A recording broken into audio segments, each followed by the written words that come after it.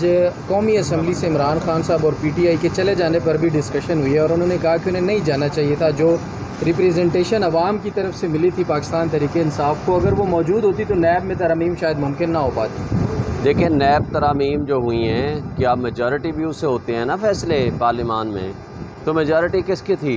और राजा रियाज की सरबराही में जिन्होंने अपोजिशन लीडर बिठाया हुआ था, जो लोटे क्रिएट किए हुए थे, उनके होते हुए अक्सरियत कैसे हो सकती थी? लिहाजा उनकी मुखालफत पार्लियामान के अंदर करने या ना करने का कोई इफ़ेक्ट ना होता। और दूसरी बात ये कही कि या वो रिज़ाइन करते, तो रिज़ाइन तो उन्होंने कर दिया था। देखिए, ये सियासी फ़ैसले होते हैं, तो सियासी फ़ैसलों का उसका जवाब भी दिया गया। सियासी फ़ैसलों का आइनी और क़ानूनी पहलू से कोई ताल्लुक़ नहीं होता। देखें, सिंपल बात है, करप्शन केसेस से अपने आप को बचाने के लिए पीडीएम की सारी जमातें इंक्लूडिंग पीपल्स पार्टी, इन्होंने अपने केसेस ख़त्म किए। कानून बनाने वाला वो जिसने उनका शरीफ फैमिली का वकील है, और कानून पास करने वाले वो जिनके अपने मुकदमात हैं, बिलियंस ऑफ रुपीज़ की करप्शन है, और वो सारे मुकदमे उनको वापस रिटर्न हो गए हैं। आज तो रिपोर्ट भी जमा हो गई है, सब आपके सामने आ गया है कि कौन कौन उसके बेनिफिशरीज़ हैं। इससे सब कुछ साबित हो गया है कि ये ख़ुद ही अपने आप को कानून बनाने वाले, ख़ुद ही बेनिफिशरी, ख़ुद ही कानून पास करने वाले, ख़ुद ही उसका मतलब और मफाद हासिल करने वाले। इस तरीक़े से कौमें नहीं चलती। मुझे बताएं, आज पाकिस्तान में लूट मार के बाद ये पोजीशन है, तो किसने लूट मार की? अवाम ने, मैंने, आपने, उस गरीब आदमी ने जो आज जलील हो रहा है इस महंगाई के हाथों। किसने लूट मार की?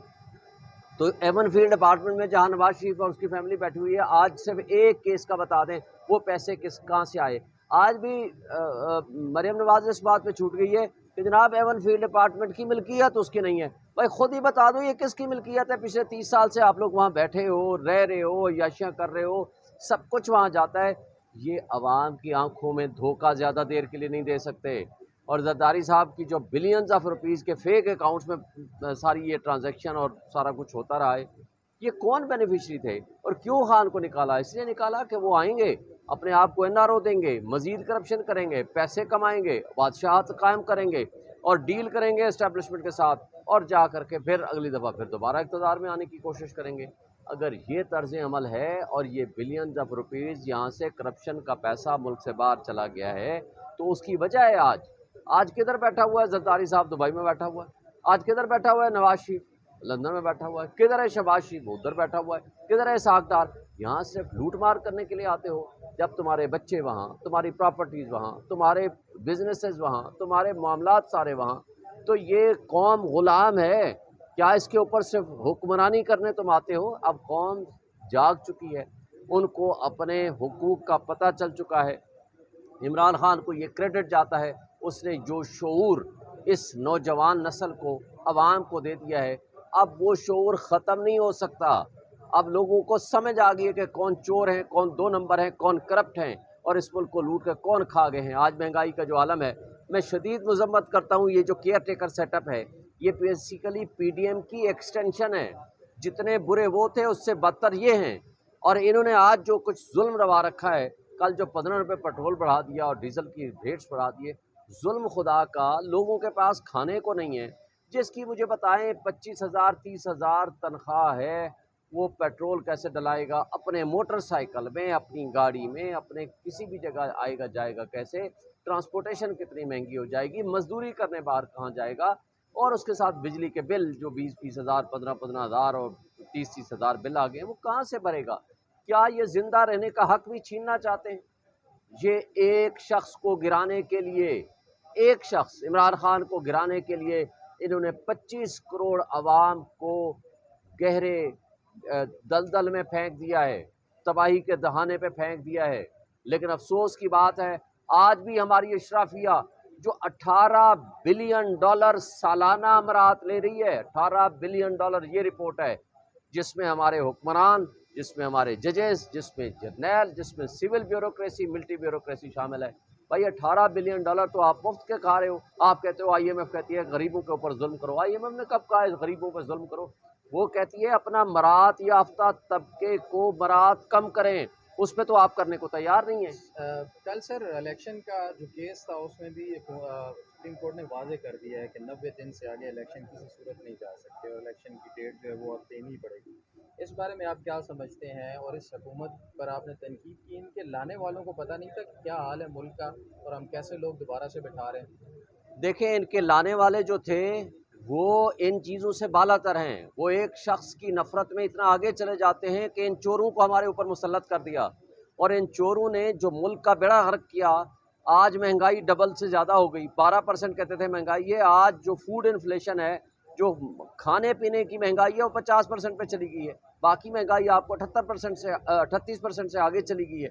इसी तरह आप देख लें, जो डॉलर की रेट थी, जो आपका ये आए थे महंगाई मुकाओ मार्च का ड्रामा रचाकर, क्या किया उन्होंने? मुल्क को महंगाई की दलदल में धकेल दिया। उनको भी पता है, इनको भी पता है, लेकिन जुल्म ये है कि आज इस बेयकीनी की कैफियत को ये कंटिन्यू रखना चाहते हैं। भाई आज अनाउंस करें, इलेक्शंस कराएं, आपका काम नहीं है ये पॉलिसियां बनाना, आपका काम है। और आप रेट कैसे बढ़ा सकते हो? आप कैसे बढ़ाए जा रहे हैं?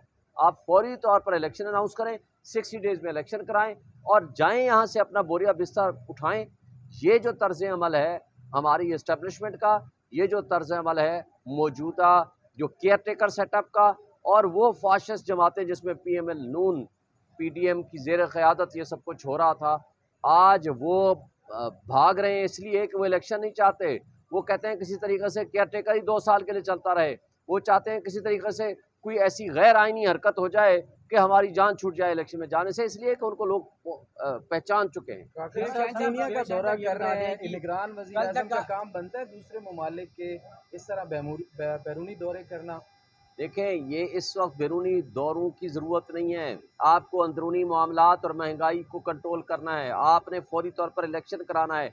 आपका सिर्फ काम ही इलेक्शन कराना है, उसके अलावा कोई काम नहीं है। ये सिवाय इंटरम सेटअप आप देख लें, KP और पंजाब वाले जो बैठे हुए हैं, सिवाय इलेक्शन के सब कुछ कर रहे हैं। इलेक्शन कमीशन सिवाय इलेक्शन के सब कुछ कर रही है, और टैक्स के पैसों से और मेरे आपके पब्लिक फंड से इनको तनख्वाहें और बरात मिल रही हैं, और उसके बावजूद ये इलेक्शन के अलावा सब कुछ कर रहे हैं। और ये भी वही तरीक़ाकार अडॉप्ट कर रखा है, इलेक्शन के अलावा इन्होंने सब कुछ करना है। श्रीलंका, कल तक ये कहा जाता श्रीलंका डिफ़ॉल्ट कर गया है, और आज हमारे जो पैसे की वैल्यू है वो डॉलर के मुकाबले में श्रीलंकन की निस्बत हम कम वैल्यू पे चले गए।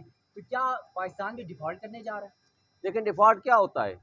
गरीब आदमी को खाने को नहीं है, पेट्रोल के पैसे आपके पास नहीं है, गरीब आदमी के पास कोई रोज़गार नहीं है, उसके बच्चे भूखे मर रहे हैं, लोग खुदकुशियाँ कर रहे हैं, स्टॉक मार्केट क्रैश कर गई है, परचेजिंग पावर नहीं है, जो ताजर तबका है वो परेशान बैठा हुआ है, कारोबारी तबका उससे ज़्यादा परेशान बैठा हुआ है, फैक्ट्री मालकान फैक्ट्रियाँ बंद कर चुके हैं। तो डिफ़ॉल्ट होता क्या है? यही, इससे बदतर डिफ़ॉल्ट और क्या होगा? सर साइबर मुकदमे को किस तरह देख रहे हैं? आपको क्या लगता है कि वो जेल से कब तक बाहर आएंगे? आपकी भी मुलाकात की इजाजत दे दी गई है? जी इंशाल्लाह आज मिलेंगे, मुलाकात करेंगे, आपको बताएंगे, और इंशाल्लाह कल केस लगा हुआ है, वी आर होपफुल कि उसमें उनको जमानत मिल जाएगी। बिल्कुल गलत है, झूठ है, प्रोपेगेंडा है, कोई किसी से कोई मुज़ाकरात नहीं हो रहे। निगरान वज़ीर ने कहा है कि हालात इतने ही बुरे नहीं जितना शोर मचाया गया। उनको को तुम्हारे हालात बुरे नहीं है, मानते हैं, क्योंकि तुम इधर प्राइम मिनिस्टर हाउस में बैठे याशा कर रहे हो। जो आम आदमी के हालात बुरे हैं वो आम आदमी से जाकर पूछो। तुम इक़्तिदार से हटो, अपनी सारी मराहत ख़त्म करो, फिर आप मार्केट में आओ, फिर आप अकेले आओ, आपको लग पता जाएगा कि लोगों के एक्चुअल हालात बुरे हैं या ये लोग ड्रामा कर रहे हैं। सर इलेक्शन 2024 में ही होंगे, क्या समझते हैं आप? इलेक्शन 2023 में इंशाल्लाह होंगे। 2023 में हम हर हाल में सुप्रीम कोर्ट में हम चले गए हैं। ये सुप्रीम कोर्ट की जिम्मेदारी है कि फ्री एंड फेयर इलेक्शन कराने का हुक्म दे, और विद इन टाइम इलेक्शन होने चाहिए, और जबर और खौफ की ये फ़िज़ा ख़त्म होने चाहिए।